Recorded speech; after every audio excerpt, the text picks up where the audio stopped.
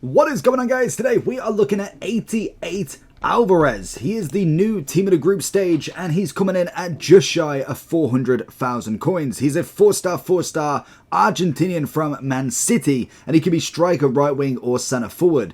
As you can see, he does have the playstyle plus of flair. Fancy passes and shots are performed with even greater accuracy, performing flair animations when contextually appropriate.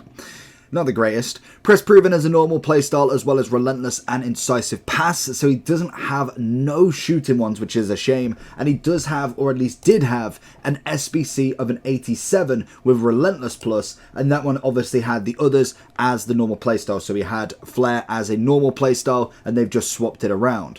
In terms of stats, looks a decent card. We've got an upgrade of +1s on everything, bar from defending, which got a +3, so nothing too crazy on the upgrade, but it's gone from a 468,000 coin SBC to a 400,000 coin card with a 1 upgrade.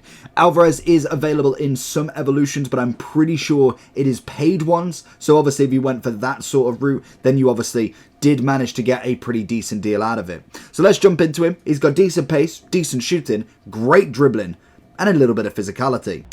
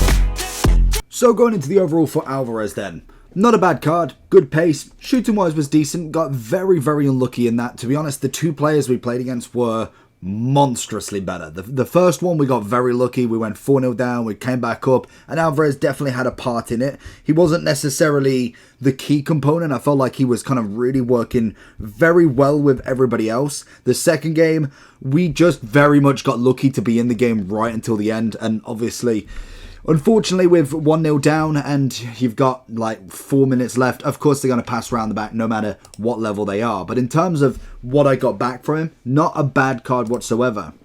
The one thing that I can do is obviously see what level the evolutions you could have got to with Alvarez, and it's something I want to incorporate with a lot of these cards that now can have evolutions. So you can see there was two different paths that you could have gone for power shot, obviously 86, 85s, so you could have made him to this point here. I don't know if it's going to show me the 88 as well. Can I click it? So we can see the difference. So you can already kind of go with what differences you'd get. Obviously, it's hindsight. Like, Welcome to Evolutions would be the first one. Centurion Striker into Power Shot. It might have actually cost you more, because I'm pretty sure these two actually did cost money to actually complete. So, it like I say, it's all hindsight of the card. And I don't know if you can actually go any higher than this version. I'm pretty sure once they get to this, technically they can't be upgraded again. So, in real fact, 85 would be the highest that you could get him, I believe, if I click into it, because naturally, oh, that was from your Founder's Evolution. So you could have got him into this, which then he can still be upgraded from. Whereas once he gets to the max, so one of these cards, I don't believe he can go back into an Evolutions. Let me know if I'm wrong with that. I'm pretty sure I read that somewhere and I've gone with it. So there is them two versions. Obviously, if you've done the 87, I wouldn't necessarily go up too much. I don't think you're missing out massively on getting a Flare plus, Playstyle plus instead of Relentless. I do think he needed some shooting ones, which would have been the benefit. I think at this point, personally, I would much rather have gone with a Centurion Striker, knowing there's a potential upgrade still. But we have seen a lot of the same cards recently, so I can imagine he will be definitely getting another card at some point before we know it.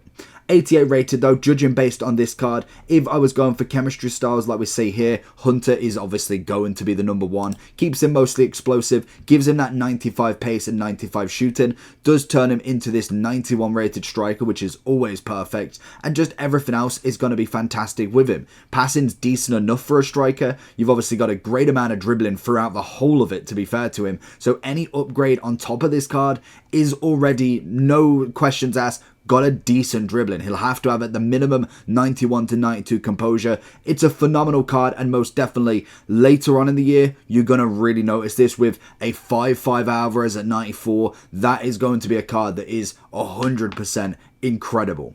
So I'd give this card, I'd say a solid, he's a 4-4, good, he's got a good everything, to be honest. I'd have to go like a 9-6, 9-7, and it just goes down to then body type that kind of lets him down with a bit of strength and a bit more of the final finish. You need a duo, a pairing with him up front. Otherwise, he does just get a little bit bodied by the centre backs.